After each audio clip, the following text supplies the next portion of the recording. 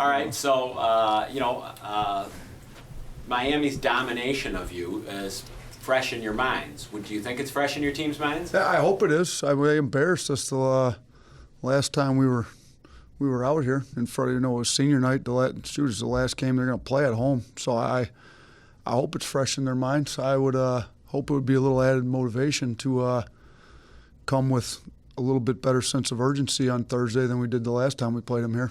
How would you, describe the challenges they present? What are the tough challenges? Oh, I think they've got two really good guards that can get in the lane. I mean, as good as any backcourt in the league as far as like getting in the lane with Washington and McKnight. So we got to do a lot better job, particularly like just playing them one-on-one and then guarding ball screens. We did a really bad job guarding the ball screens. Other thing is they switch defenses. We've got the whole edit. They go from a 1-2-2 to a 2-3 to a 1-3-1 to switching man to straight man to man where they do different stuff in it. So they just every time down the floor you're liable to see something different on defense. So they can and then they slow the game down. I don't know how many of you actually watched any of last night's game. We met as a staff and watched it. They literally took the ball under 10 seconds on a shot clock, probably 80% of the possessions I would guess last night. So they won without even scoring 50. So they're going to. We don't want to play like that either. I don't. Our guys don't like playing like that. I don't like playing like that. So we would rather get up and down. They're going to slow it down like that. So all that combined, and then we shot 31 threes last game against them because all the zone that they played. So we don't want to fall into that either. But if they pack the zone in tight enough, you're going to have to make some. And it's not that we shot an awful percentage. I think we were 10 for 31 last time we played them, but. It's just that's too many for us. We shot 62 total shots, and half of them were threes. So we got to do a better job. And part of that is if we can get some stops a little bit better. We're always better scoring in transition off our stops. So we spent 2 days before we knew who we'd get, Miami or Ball State. We spent Sunday and Monday in practice just shoring up a lot of our defense efficiencies, ball screen defense, one-on-one defense. Our help's been bad. So hopefully that shows. We didn't have to worry about getting a scout together, which is a good thing with getting the bye. We just got our deficiencies, better hopefully, and I hope it shows on Thursday. That's a plan at least. Was the practice better today? It was going in way better than the one going into Miami last time. I thought, it wasn't quite as good as Sunday, Monday, but it was more. Sunday, Monday, it was just we're working on our stuff. Today we had to get the scout in, and you got a lot more thinking and talking with that stuff. But it was a lot better than that one. Yeah, the practice going into Miami was awful. Now I know your focus is on Miami, but how does every MAC coaching staff work it?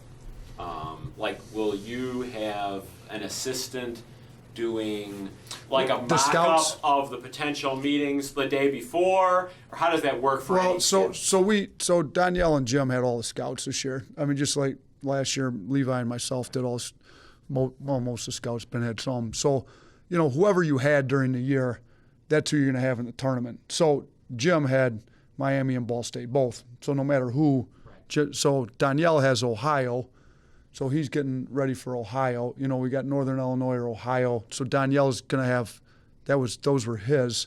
So he's going to have the next game, and then who knows who comes through the other side. But they'll. So a day ahead, whoever has that is looking ahead for every team. Yeah, and Danielle's already got Ohio done for the most part. Obviously, we put some stuff in from their game on Thursday, but he's already working on Northern Illinois. So they're, and last year it ended up to be I had all three, the two in the conference tournament, and then I ended up taking the NCAA one. So Levi kind of shot me a text the basketball gods are coming back on him because he's got all of them down at Arizona State now in their tournament. So I had some short nights last year, though, but it was fun. So hopefully we got some short nights. Hopefully we're playing 3 days here this year.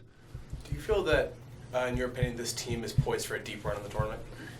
Yeah, I think we're capable of it. We've been so inconsistent at times this year. I don't want to assume too much, but I think there's been enough times during the year where I felt like we're the best team in the league as well as we were playing. If we can get back to that, I haven't seen it in a few weeks, but I do think we've had some really good practices, and we could potentially get back that way here real quick. And the game's fragile. I mean, look at the 4 teams sitting at home right now that are not even going to Cleveland. It's, anybody can beat anybody come March. I mean, so I do think we can make a run because I think we showed it. When we were on that 4-game winning streak. Now, that's been a little while ago. We were playing as well as anybody in the league. And I think Bearden's coming back around to where he was before his suspension. And Willie's playing the best basketball he's played all year. CJ's playing really well. Blake had decent numbers against Miami the first time, but we didn't think he played a great game defensively and everything else. He had 20 and 13, but he's going to put some numbers up. So I think we've got enough good players playing well now, and hopefully we can add. Last year Xavier Ford wasn't playing great necessarily, and then he ends up being the tournament MVP. He kind of got it rolling there as a senior in the tournament, so hopefully we can get somebody like that this year too. Last year you went into the tournament with some momentum, not as much this year. You think you can, I don't want to say Yeah, we're going to have to generate it a little bit. Yeah, it was nice. Last year we had won 6 in a row, and we talked about that a lot this year, and then we just, we gave a few away, the Miami one being one of them, that we couldn't really replicate it per se. I thought after the Akron game, maybe we had 5 games left where we could have got on a 5-game run, and we just gave a couple of them away. I don't think we necessarily played. We did play bad against Miami, I thought, but the loss down at Ohio, I mean that was a tough loss. I actually thought we played pretty well that game. So I don't think, and even the Bowling Green game, we didn't play great for the whole game, but it's Bowling Green's not a bad team, as evidenced by their win last night. They can make a little bit of noise in the tournament too, and to go down there and get a win on the road, I think we do have some momentum going into it, but no, nothing like we did last year. But I don't think that's not going to make or break this deal. I think we can get on a run here, and I think our practices have been great going into it too. Coach, typically a lot of your players see the floor on a given night. When you get to tournament play, would you shrink that down a little bit? Will you put the 5 best out there for most of the part? Yeah, you know what? We're kind of past the point of trying to build a guy's confidence up by giving them minutes in some of the games during the year. So, like whoever's playing well, they're going to see a lot more minutes than the guys that aren't, and it's going to be a little bit shorter leash for the guys that aren't necessarily playing as well. But we've been playing 10 guys, and 9 pretty strong in the rotation, so at least 9 will see the floor at some point. I don't know how long they'll all stay in and how many minutes they'll get. It's not going to be even for sure because we got some guys playing at a really high level now, and they're going to, when it's do or die, you don't want to look back at the end of the game and wish player X had gotten 6 more minutes than player B and regret that stuff on a 2-point game. So, we'll definitely do a little bit more of that. As head coach this year, coming off last year, and being the head coach this year, going in the tournament, being the winner last year, is there pressure on you? Do you feel more pressure? Do you have any, just kind of like, I mean, I think I got pressure that I put on myself to do some of that, but I don't think, you guys were, the experts picked us where we're supposed to finish. I think we already exceeded expectations as far as that goes, but I do think in my own mind we've got the ability and the team that we can win this thing, so we're going all in to try to win this thing this year. The guys seem to have the swag of a champion, even though they're the 3 seed or whatever. Do you see that? You know that? Because you say the talent's there, but how important is that swag and confidence that they do have? No, I think they're confident enough based on what we've been able to do throughout the course of the year, knowing that we went down to Akron. They're the best team in the league. We're up 13, I thought, and really controlling the game. Now, our issue's been sustaining some of that stuff for 40 minutes. Even at Ohio, they're the 2 seed. We're up.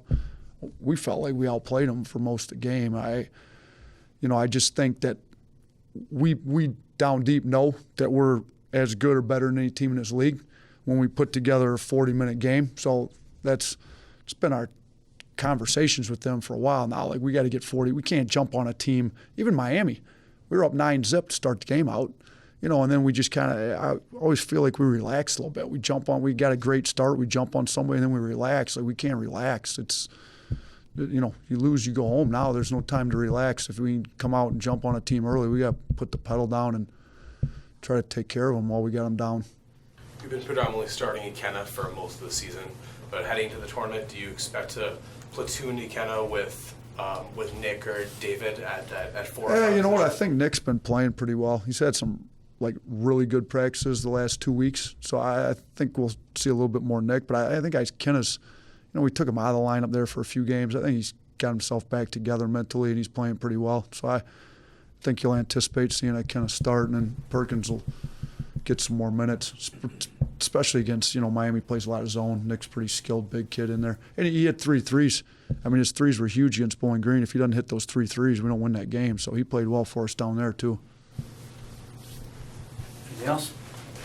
Thanks, fellas.